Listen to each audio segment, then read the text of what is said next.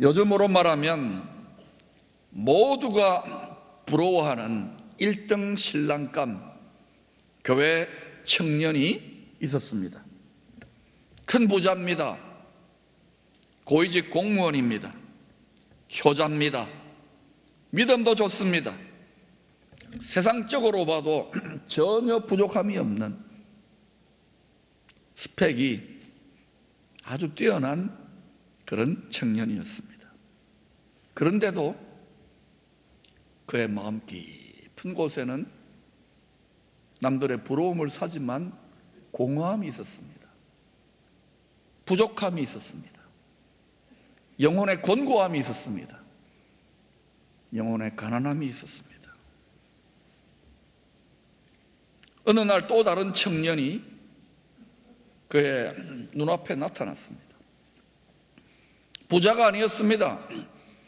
옷 입은 행색도 초라해 보였습니다.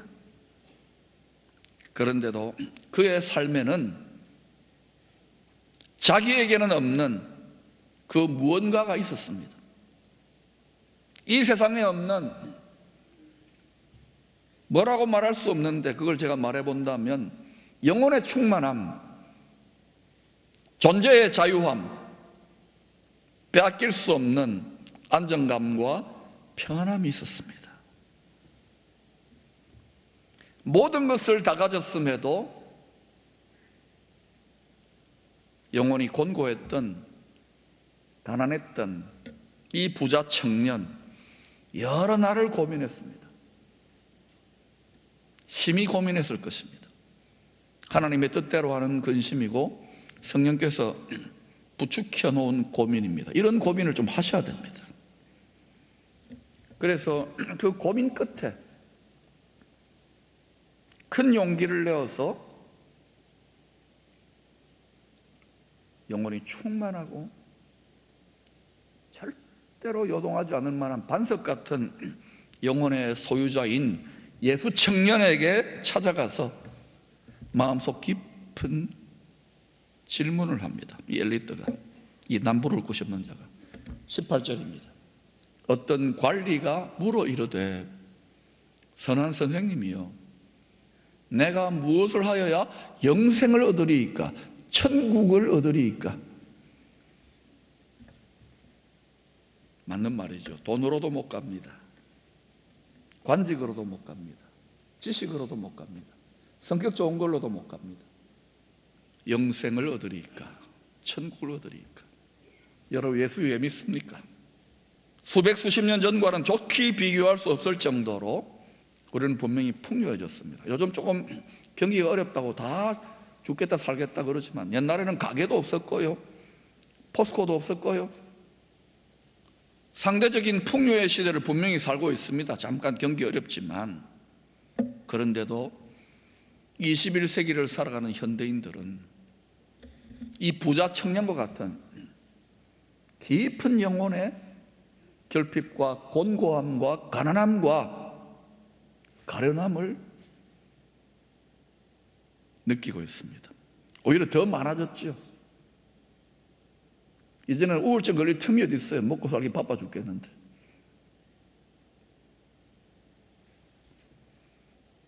물론 우리들 대부분이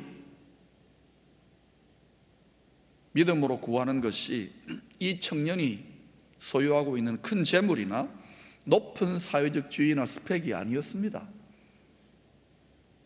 그런 분도 있겠지만 대부분은 우리는 조금 더 형편이 나아지고 조금 더 안정되고 조금 더 장사 잘 되고 조금 더 갖추면은 부족함이 없겠다 생각하며 사는 평범한 사람들입니다. 작은 자들이고 소시민들입니다. 물론 이 중에는 큰일 하시는 분도 있겠죠. 그런데도 우리들 대부분은 만족이 없습니다. 영혼의 부유함이 없습니다. 빼앗길 수 없는 존재의 행복이 없습니다. 충만이 없습니다. 부족과 불만과 불평과 결핍과 가난에 시달릴 때가 많습니다. 엄청나게 욕심이 많은 것도 아닌데 말입니다. 그런데 이 부자 청년과는 좋게 비교할 수 없는 어마어마한 모든 것을 전무후무하게 하나님이 다 쏟아부어 주셨던 부자 청년이 한 사람이 있습니다. 여러분 눈치챘을 거예요. 솔씨입니다. 솔로몬 왕입니다.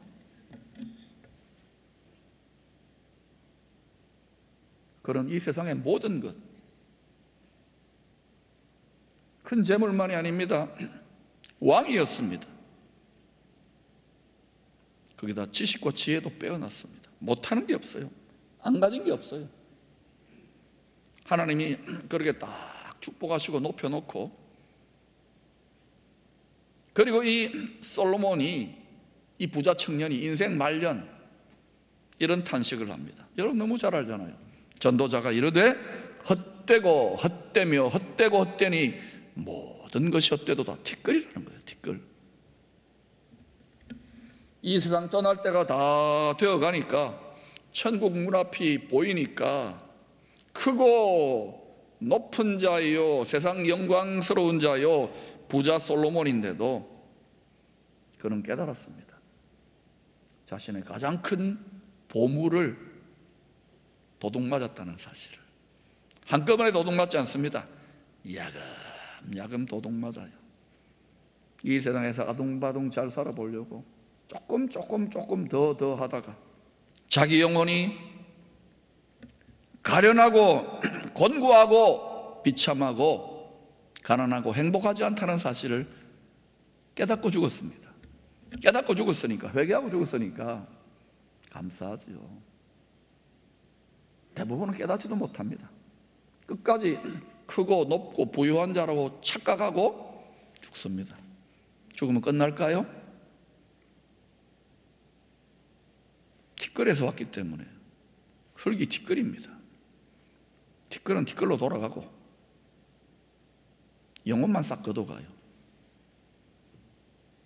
이 세상 떠나 그리스도의 심판대 앞에 섰을 때 주님의 눈에 비춰지는 것은 티끌이 아닙니다.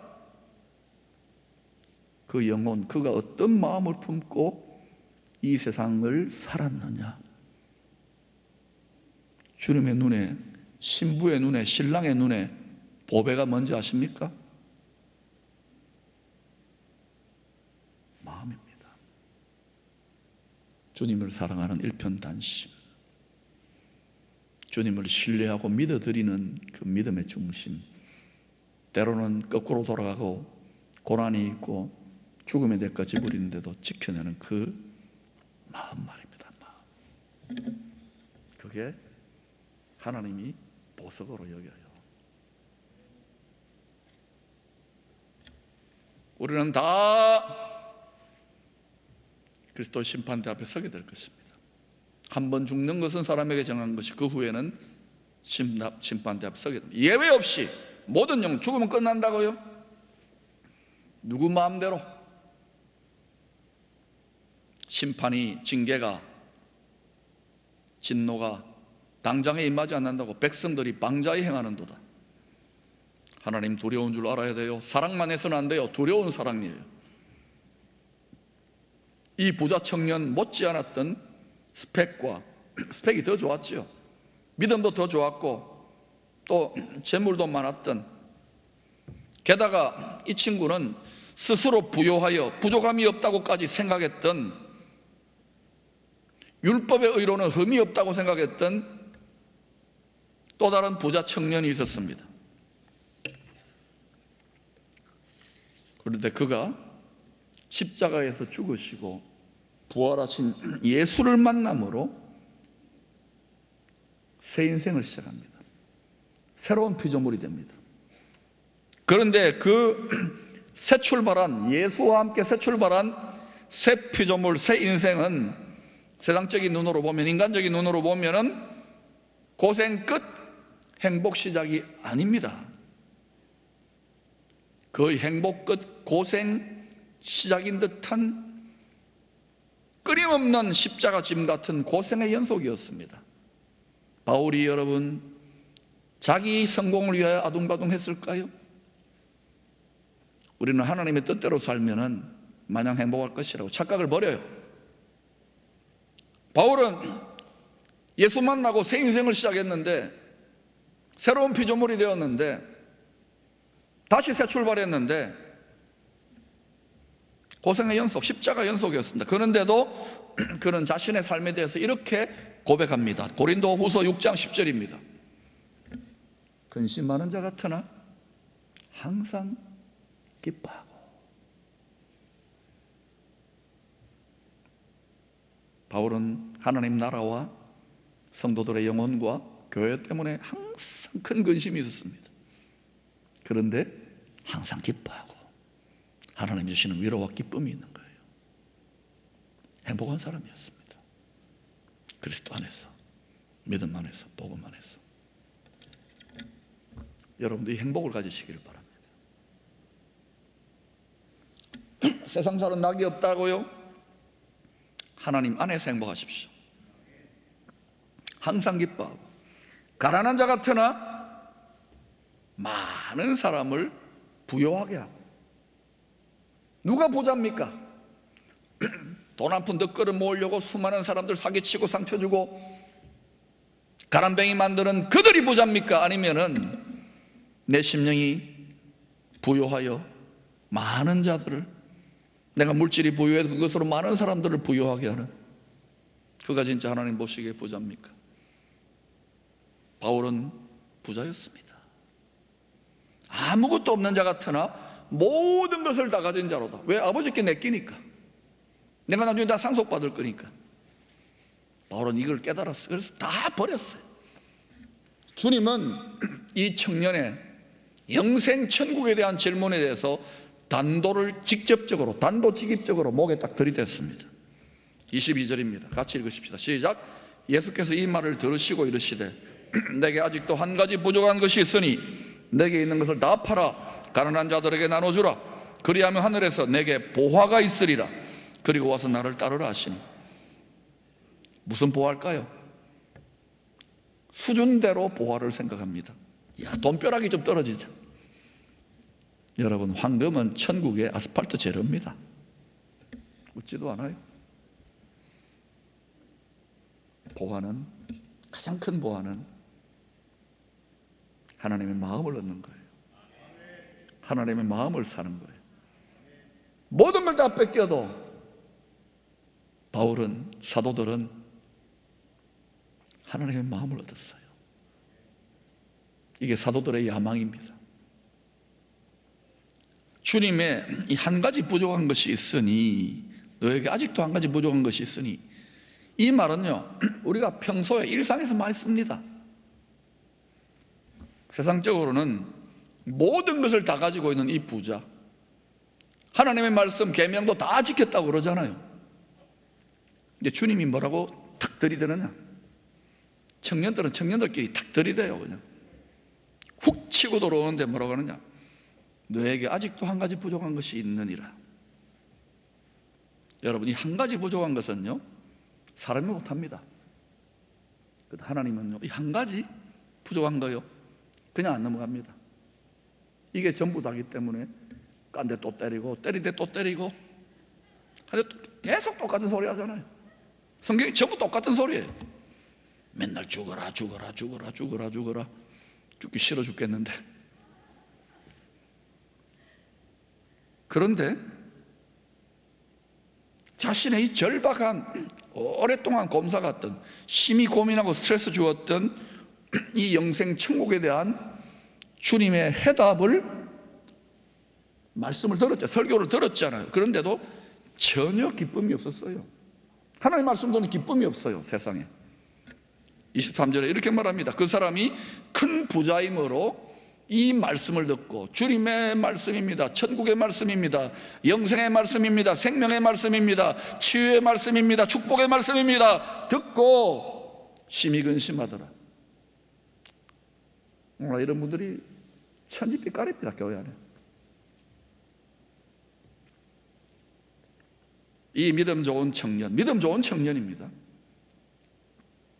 교회에서 존경받을 만한 청년입니다. 칭찬받을 만한 청년입니다. 주의 음성을 듣고도 걸려 넘어진 걸림돌이 무엇이었습니까? 이 청년에게 무엇이었나요? 사람들마다, 성도들마다 걸려 넘어지는 신앙의 걸림돌, 인생의 걸림돌은 다 다릅니다. 어떤 사람은 명예고요, 어떤 사람은 육신의 정욕이고, 그 육신의 정욕 하나 못 끊어서 평생을 엉뚱한 데 기웃기웃거리다가 자기 망신, 집안 망신 시키는 사람 얼마나 많습니까? 다 다릅니다. 약한 부분이에요. 그 한 가지. 고린도후서 5장 7절에 그런즉 누구든지 그리스도 안에 있으면 세상을 떠나, 죄를 떠나, 자기를 떠나 그리스도 안으로 들어가야 돼요. 그리스도 안에 있으면 성령께서 인도하십니다. 그리스도 안으로 들어가야 돼요. 노아의 방주로 들어가야 돼요. 성전 안으로 들어가야 돼요. 지성소로 들어가야 돼요. 그리스도 안에 있으면 새로운 피조물이라, 뉴 크리에이션이라, 이전 것은 지나갔으니 보라 새 것이 되었도다. 이걸 날마다 하는 거야. 날마다. 세상을 떠나 그리스도 안으로 들어갈 때 오래 묵었던 내 마음을 무겁게 하고 얽매이게 하는 죄를 떠나 거룩한 나라 그리스도 안으로 들어갈 때, 그때 새로운 피조물, 뉴 크리에이션, 경건의 능력, 하나님의 능력이 나타나는 거예요. 오늘 아무리 기도해도 능력이 나타나지 않는다고요? 떠나지 않는 거예요. 죄가 덕지덕지 붙어 있는데 거기 능력 나타나면 누구 사고 치겠어요? 하나님을 믿는 우리들 대부분은 이 부자 청년같이 큰 자, 높은 자, 위대한 자 될 것을 원하지 않습니다. 기도하지 않습니다. 저나 여러분은 평범합니다. 소시민입니다. 그저 애 잘 낳고 아이들 딸 시집장가 잘 가고 믿음 잘 지키고 교회 왔다 갔다 잘하고 웬만큼 직장 안정되고 건강하고 손주들 잘 크고 그렇게 또 건강하게 노후 대책하다 천국 가는 거, 우리 그런 정도 원하는 사람들입니다.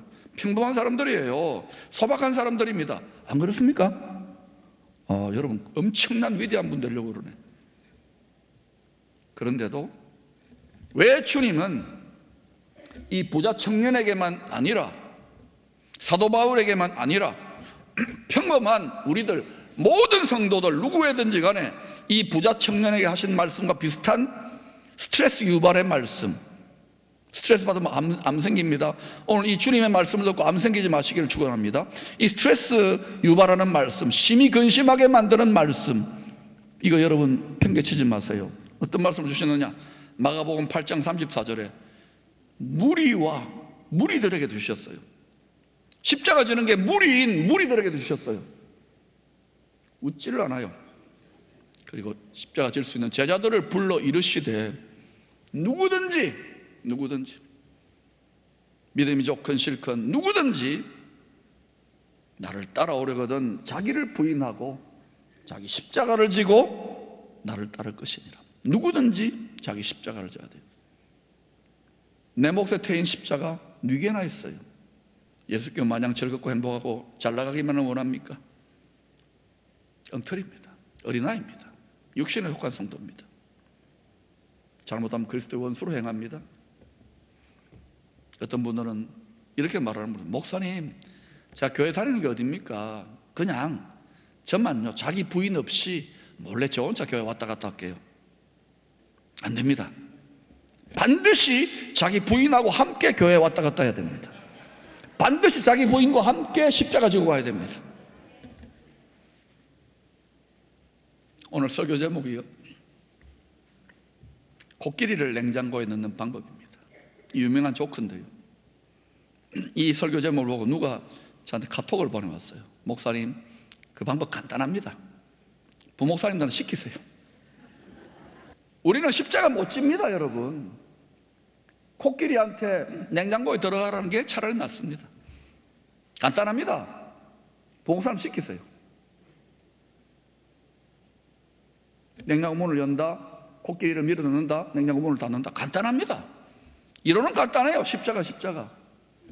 주님이 뭐라고 합니까? 차라리 낙타에게 바늘귀로 들어가라고 하는 것이 더 쉽지 않겠느냐? 이 재물이 있는 부자에게만 해당됩니까? 여러분 재물 없습니까? 이 십자가 이야기하는 거예요.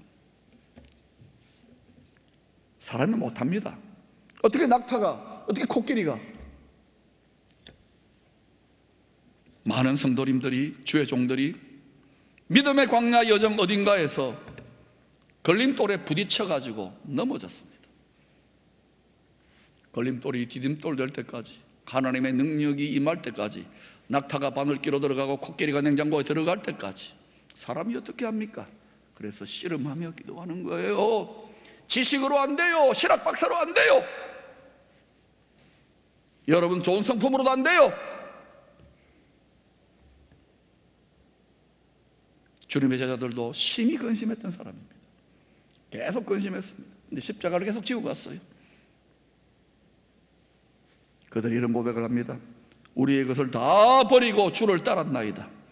우리의 것을 다 버리고 주를 따랐나이다. 그러자 29절 30절에서 주님이 뭐라고 하시느냐? 나와 복음을 위하여 하나님의 나라를 위하여 버린 자는 현세에 그 버린 것을 여러 배로 받고, 마가복음 10장 30절은 이렇게 말합니다. 현세에 그 버린 것들을 100배나 받되. 여러 배보다는 100배가 좋지요. 언제 받는다고요? 내세입니까? 현세입니까? 현세입니다.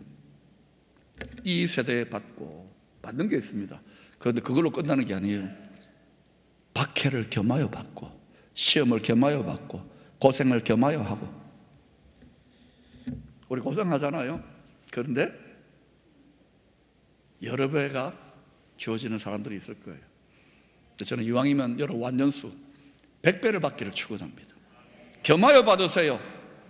이 겸하여 받는 자들이 많이 일어날수록 그 시대, 그 교회, 그 민족, 그 나라는 열방을 밝히는 빛의 민족이 되는 거예요.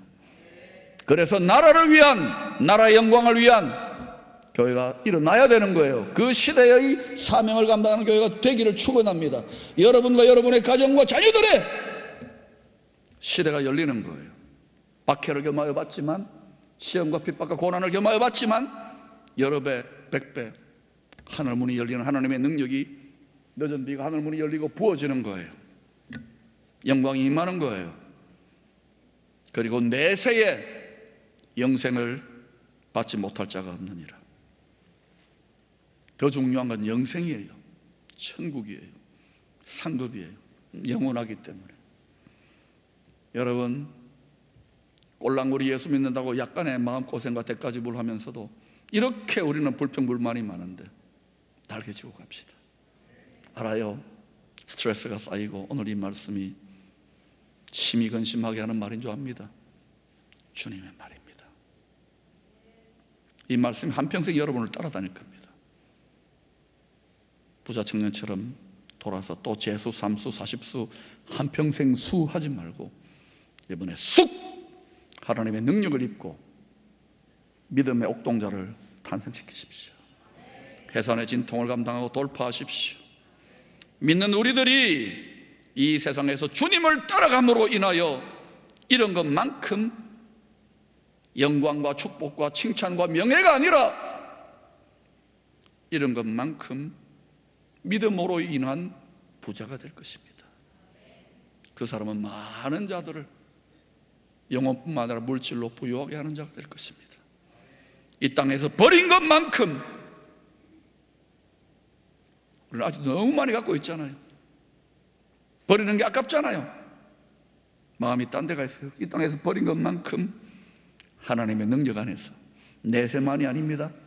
이 세상에서도 풍성한 삶을 하나님이 책임지시고 약속하십니다. 특별히 여러분의 자녀의 시대는 여러 배만이 아니라 100배가 임하기를 축원합니다.